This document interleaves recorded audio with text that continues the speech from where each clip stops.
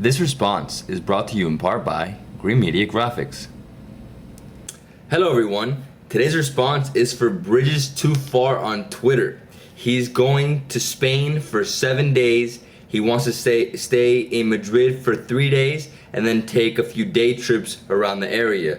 Okay, I made an itinerary for him, and what I was thinking is Madrid 3 days, that's solid 3 days. You can see the whole city in those 3 days. And then you can go to Toledo for 1 day, Segovia for another day, Avila for another day, and then that's pretty much it, because if not, you're gonna be tight with leaving and entering Madrid. Okay, so here we are in Madrid, and there's a few things that you have to see. Okay, Park El Retiro, which is the Central Park, it's right here. Then La Castellana, this is the main street that goes all the way up. So you can take it all the way up, right? And somewhere around here you have the Stadium Santiago Bernabeu, which is the stadium of Real Madrid, which if they're playing, somewhere here, if they're playing, you can probably get tickets and go watch the game, which will be exciting. Okay, Gran Via, which is right here. This is considered to be the Spanish boardwalk. This is one of the most famous streets in Spain. Okay. Then we have Plaza Cibeles, which is right here. Let me see. It's right on Gran Via, Plaza Cibeles, right? So it's Banco de España, Plaza Cibeles. This is where Real Madrid celebrates their victories for any of their cups, the Spanish League, Champions Cup, etc. So this is where they go to celebrate their victories. Okay. Puerta de Alcalá. So this is the door of Alcalá. This was the old entrance to the city of Madrid. The city would end right here, and then outside of here was just Campo, which was countryside. But as you can see now, the city has grown tremendously and it's no longer there. Another thing you can see is the Plaza de Toros, which is all the way over here. If there is any bullfights, you can go see that, which would be pretty cool too. Okay. Then one of the main museums that I recommend is to go see El Prado Museum, which is right here, Paseo del Prado. So this is the museum right here. So everything is pretty much in this area, okay? Then you have Puerta del Sol, which is right here. So Puerta del Sol. Okay, and then right here you could see the Chocolateria San Ginés. This is the most famous place to go and eat churros. Churros is a typical Madrid thing. Churros are it's pretty much dough made into a long stick, and you dip it in chocolate. It's delicious. I made a video on it, so if you go to my website, you can check it out. Okay. Then, so this is the Palacio Real right over here. Let's see. Right, and then all these little old streets, this is old Madrid. You can go to Plaza Mayor, which is right here in the center. Where's Plaza Mayor? Man, there's just way too many things around here. And then over here is a good place to go in the afternoon and get some tapas, La Latina, which is a pretty cool area, okay? Then the nightlife, I would say there's 3 places you can go to. You can go to Joy, Pacha, those are the most famous clubs in Madrid. Then you have Serrano 41, which is on Serrano Street, which is over here. It's on a different part of town called Salamanca. That's the part of town. And then it's somewhere up here, so Serrano. So it should be in this area, okay? And then another area that you can go see some bars and clubs is over here, a little north of the what's it called, the old part of town, right? I think it's called Cueta. No? So this is Cueta right here, okay? And then there's another few restaurants that I would recommend. I'd recommend Casa Mingo. Casa Mingo is over here on this side of town. You could probably take it's on Avenida Florida. So Casa Mingo is a restaurant that serves typical Asturian food, and they have sidra, which is apple cider. It's very delicious. You can go there, have some sidra, and have some some different stuff. I forgot all the names, but I can put it right here. Okay, so it's typical Asturian food. Then we have another place that's right in this barrio, in this area called Cueta. And this restaurant is called La Kitchen. It's a little pricey, but the only thing that I would get there is the hamburger. It's one of the most delicious hamburgers in Europe for sure. I don't know about the United States because the United States invented the hamburger, so I wouldn't try to compare them. But yeah, it's definitely a great place to eat. And then we have Tay, which is on this side of town. It's over here. And Tay is it's a mix of Asian cuisine. It's one of the best Asian restaurants in Madrid. Also, a very good place to go eat. You can eat sushi, Chinese, Malaysian, Thai. They have everything there.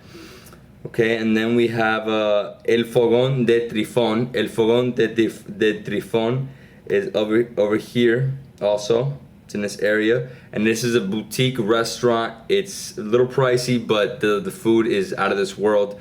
Fogón, Trifón, Trifón, I love you, man. All right. What else here in Madrid? All right, so one of the day trips that I would take is to the old town of Toledo. It's an hour south of Madrid on train, and it's in the region called Castilla de la Mancha, and it's right here. You can see there's mainly just 4 things to see. Okay, you can see El Puente de San Martin, so the bridge of San Martin, which is this one, right, or this one, sorry, it's either one of these. Then you have right here, well, it's actually this one. So this is the Puente de San Martin. Then this is the Puente de Alcantara, so the bridge of Alcantara, which is a Roman bridge. Then you have in the center the cathedral. You see the cathedral right here, right? This is a very hilly place, so it's up and down the whole time. This is Calle de Real. This is one of the main streets, okay? And you have Alcázar de Toledo, which is pretty much means castle in Arabic, so Alcázar, okay? Then you have the door of Bisagra, which is right up here. It's at the entrance. This is the entrance. So this is door of Bisagra, and you have door of Sol, and you have Plaza de Socorro. This is a very cool town to see. If you haven't been, you should go because you're right there in Madrid. And another restaurant, well, the only restaurant that I would recommend here is called Locum. It's delicious. I mean, the food is to die for. You should also get some Chardonnay here because they produce some in the region, okay? All right, so the second day trip I would recommend is to go to the town of Avila. This is an old town that still has its wall. The wall of Avila is one of the most impressive things that I've seen in Spain. It's really incredible. It's been there since the 13th century. And as you can see, I don't know if we're gonna be able to see it here, but the wall goes around the whole entire city. Maybe this is it. It's better to do it like this. Okay, so the wall goes around the whole city. Definitely something very cool to see. You can go on top of the wall, or you can walk within the wall and then go up on different points of the wall. Okay, you can see the cathedral. You can see the cool little streets. One of the things that you have to try here are called yemas de Santa Teresa, which are yolk. It's egg yolk turned with sugar into a yema, which yema means yolk, but it's like a treat, and you have to try it. This is typical here. They make it outside of the city, and they're famous for it. Okay, so you have to try that, and then go to the restaurant, and then go to the restaurant Mesón del Rastro. Mesón del Rastro is delicious. Try their chorizo and try some of their chicken. It's freaking fantastic. It's one of the best barbecues style restaurants that I've eaten at in Spain. So definitely check that out. All right, and the third day trip I would recommend is to go to the city of Segovia. Now, Segovia is famous for 2 things. Their Roman aqueduct, which is over 2,000 years old, and it's pretty much completely preserved, and their Alcázar. Their Alcázar was the inspiration for Disney's castle, which you could see at Disney World, and you can see here on my website, you could see the Alcázar in HD, so check that out. Okay, so if we zoom in, the aqueduct runs completely within the city. Okay, so it goes like this. This is how the aqueduct is, right? Right here is Mesón de Cándido. This is the most famous restaurant in Segovia. The owner, well, Cándido is the last name for the family, and the guy who's the owner right now, his father created the art of cutting pigs with plates. The guy, one day they gave him 8 pigs to cut in front of people with a knife, and he couldn't find his knife, so he just grabbed a plate and he started cutting it, right? It was freaking, I mean, it's awesome. You have to see it. Go onto my website again, go onto my website and check out that video, because I cut the pigs with a plate and it was crazy. I mean, I almost broke my hand cutting it because it hurt like hell. But this is definitely something you have to see, and you should go there. It's one of the oldest restaurants here. It's been there for over 200 years, okay? And so it's right here, Mesón de Cándido. It's right next to the aqueduct. It's literally right next to it. And then on the other side of town, at the end, I mean, you could walk through this whole town. It goes up, and then up here in the Plaza Mayor is pretty cool. There's I mean, when we went there was tapas and stuff, and there's a lot of college students outside partying. But this was during summer, so it must have been either tourists or a mix of people. And it might be like that during the winter or during September. I don't really know. I mean, I haven't been there during that time. And then right here's a cathedral, the Segovia. You can see that it was closed when I went there. And then at the end is Alcazar. Now you can go into the Alcazar. You can pay to get in and go to the top, or you can go down the hill, go around, and just go into this area. I mean, there's trails and stuff, and you can see from here we got some cool shots of the Alcazar. I mean, this is probably the best view of it from here. If not, you can go inside, or you could just take this trail around. You could see it the whole way, okay? And then the only other thing I'd say, if you had time to explore around Madrid, go to El Escorial. El Escorial is a monastery. Well, it is a town called San Lorenzo de El Escorial, but inside it they built a monastery. It's one of the biggest